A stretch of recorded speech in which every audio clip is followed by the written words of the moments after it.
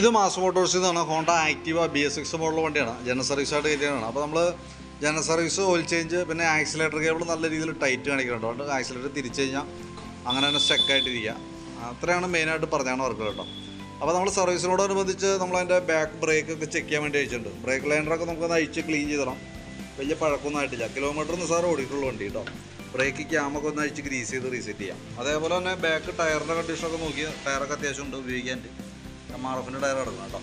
പിന്നെ നമ്മളതിൻ്റെ air filter, ക്ലച്ചിൻ്റെ ഭാഗത്ത് ചെക്ക് ചെയ്യുന്നുണ്ട്. എയർ ഫിൽറ്ററൊക്കെ നമ്മൾ നോക്കുമ്പോൾ കുറച്ച് പൊടിയൊക്കെ ഉണ്ട്. നമുക്ക് തുടച്ച് ക്ലീൻ ആക്കിയിട്ട് റീസെറ്റ് ചെയ്യാവുന്നുള്ളൂ. കമ്പനി ഫിൽറ്ററിൻ്റെ കിടക്കണം, ഹോണ്ടയുടെ ഒറിജിനൽ ഫിൽറ്ററിൻ്റെ കിടക്കുന്നത് കേട്ടോ. ക്ലച്ച് ഭാഗം നമ്മൾ അഴിച്ച് ക്ലീൻ ചെയ്യുന്നുണ്ട്. ക്ലച്ചിൻ്റെ ഭാഗം എനിക്ക് തോന്നുന്നു ഇതുവരെ നമ്മൾ അഴിച്ചിട്ടില്ലാന്ന് തോന്നുന്നു. കാരണം അത്രയ്ക്കും പൊടിൻ്റെ ഉള്ളിൽ കാണുന്നുണ്ട്. അപ്പോൾ നമ്മൾ നേരെ അടിച്ച് ക്ലീൻ ആക്കാം. കാരണം ഞാൻ അത്യാവശ്യം അതിനകത്ത് ബെൽറ്റും ക്ലച്ച് ഷോക്ക് വർക്ക് ചെയ്തിട്ടുള്ള പൊടി ഉണ്ട് ഇതിനകത്ത്. അപ്പോൾ അതൊക്കെ ഒന്ന് ക്ലീൻ ചെയ്ത് നമുക്ക് റീസെറ്റ് ചെയ്യാം കേട്ടോ. എവിടെയൊക്കെ ഉണ്ട് കേട്ടോ. അതൊക്കെ ഒന്ന് ക്ലീൻ ചെയ്തറാം. കിക്കർ വീലാണത്, അതൊന്ന് അഴിച്ച് ഗ്രീസ് ചെയ്ത് റീസെറ്റ് ചെയ്യാം. വേരിയേറ്റർ ബോഡിയൊക്കെ നോക്കുമ്പോൾ നോർമൽ സാധാരണയിലുള്ള തേമാനുള്ളൂ. ക്ലച്ച് യൂണിറ്റ്, CVT ക്ലച്ചിൻ്റെ ക്ലച്ച് ഷൂ തന്നെ യൂണിറ്റാണ്. അത് ഈ ഭാഗത്തൊക്കെ തുരുമ്പായി തുടങ്ങിയിട്ടുണ്ട് കേട്ടോ. അത് നമുക്കൊന്ന് അഴിച്ച് ഗ്രീസ് ചെയ്ത് റീസെറ്റ് ചെയ്യാം. പിന്നെ അതേപോലെ നമുക്ക് അതിൻ്റെ എഞ്ചിൻ ഓയിൽ മാറേണ്ട ടൈം ആയിട്ടുണ്ട്. ഓയിൽ കൂട്ടത്തിലൂടെ മാറ്റി വിടുന്നുണ്ട്. ആക്സിലേറ്റർ കേബിൾ ഓൾറെഡി കംപ്ലൈൻ്റ് ആണ്. ഇതിന് 2 കേബിളാണ് വരാം. ആക്സിലേറ്റർ B 2 കേബിളാണ് വരാം. അപ്പോൾ നമുക്ക് ആ 2 കേബിളും കൂടി മാറ്റിയാലാണ് അത് ക്ലിയർ ആവുള്ളൂ. അപ്പോൾ കേബിൾ മാറണമെന്നുണ്ടെങ്കിൽ നമുക്ക് ബോഡി ഫുള്ളായിട്ട് അഴിച്ചാലാണ് നമുക്കത് മാറ്റി റീസെറ്റ് ചെയ്യാൻ പറ്റുള്ളൂ. ബാറ്ററി നമുക്കതൊന്ന് ചെക്ക് ചെയ്ത് പോകുന്നുണ്ട്. ബാറ്ററി ഇതുമ്പോൾ ഇരിക്കുന്ന ബാറ്ററി ടാറ്റയുടെ ബാറ്ററിയാണ്, ടാറ്റ ഗ്രീനാണ്. നമ്മളതിൻ്റെ വോൾട്ടൊക്കെ ചെക്ക് ചെയ്യുമ്പോൾ 12.92 റേഞ്ചിൽ വോൾട്ട് കാണിക്കുന്നുണ്ട്. ബാറ്ററി നമ്മൾ ടെസ്റ്റിലേക്ക് കൊടുത്തിട്ടുണ്ട്. കംപ്ലയിൻസ് അങ്ങനെ എന്തെങ്കിലും ഉണ്ടോ എന്ന് അറിയാൻ വേണ്ടിയിട്ടാണ്.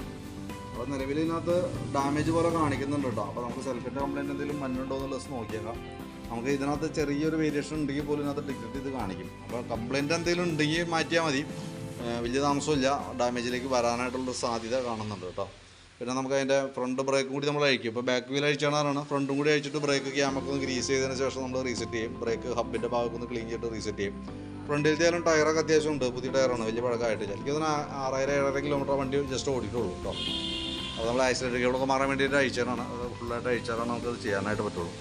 പിന്നെ അതേപോലെ തന്നെ നമുക്ക് അതിൻ്റെ സ്പാർക്ക് പ്ലഗും കൂടി ഒന്ന് അഴിച്ച് ക്ലീൻ ചെയ്ത് റീസെറ്റ് ആക്കണം. അപ്പോൾ നിലവിൽ ജനറൽ സർവീസും ഓയിൽ ചേഞ്ചും ആക്സിലേറ്റർ കേബിളുമാണ് നമുക്ക് മാറ്റേണ്ടി വരാം കേട്ടോ. അപ്പോൾ ആക്സിലേറ്റർ കേബിൾ നമുക്ക് അഡീഷണൽ ആണ് വർക്കാണ്. കാരണം ജനറൽ സർവീസിൽ clutch greasing, air filter greasing, brake cleaning ഇതെല്ലാം ജനറൽ സർവീസിലാണ് വർക്കാണ്. ആക്സിലേറ്റർ കേബിൾ മാറാമെന്ന് പറയുമ്പോഴേക്കും നമുക്ക് അഡീഷണൽ ടൈം വന്ന വർക്കാണ്. അത് നമ്മൾ പുറമേ ബോഡിയൊക്കെ അഴിച്ചിട്ട് വേണം നമുക്ക് മാറ്റാനായിട്ട് കേട്ടോ. അതും കൂടി കൂട്ടത്തിൽ കൂടെ ചെയ്ത് വിടുന്നുണ്ട്. അപ്പോൾ ഞാൻ അത്ര വർക്ക് ചെയ്യുമ്പോൾ ഏകദേശം അത്ര എസ്റ്റിമേറ്റ് വരും നോക്കിയിട്ട് അതിൻ്റെ ഡീറ്റെയിൽസും കൂടി വാട്സാപ്പിലേക്ക് ഒന്ന് ഷെയർ ചെയ്തിട്ടേ കേട്ടോ. വർക്ക് കംപ്ലീറ്റ് ആകുമ്പോൾ വിളിക്കാം. കുറച്ച് ലേറ്റായിട്ടാണ് തീരുള്ളൂ. ഓക്കെ.